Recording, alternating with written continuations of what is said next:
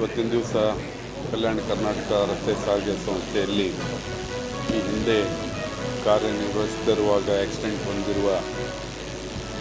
ಮೃತದ ಕುಟುಂಬದವರಿಗೆ ಸುಮಾರು 1,02,00,000 ಪರಿಹಾರವನ್ನು ನಾವು 2 ಚೆಕ್ಗಳನ್ನು ಕೊಟ್ಟಿದ್ದು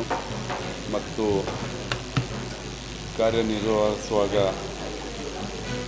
ಮೃತ ಹೊಂದಿರುವ ಸುಮಾರು 7 ಚೆಕ್ಕನ್ನು ನಾವು ಇವತ್ತು 10 ಲಕ್ಷ ಅಂಥೇಳಿ ಮೃತ ಹೊಂದಿದ ಕುಟುಂಬದವರಿಗೆ ತಲಾ 10 ಲಕ್ಷ ರೂಪಾಯಿ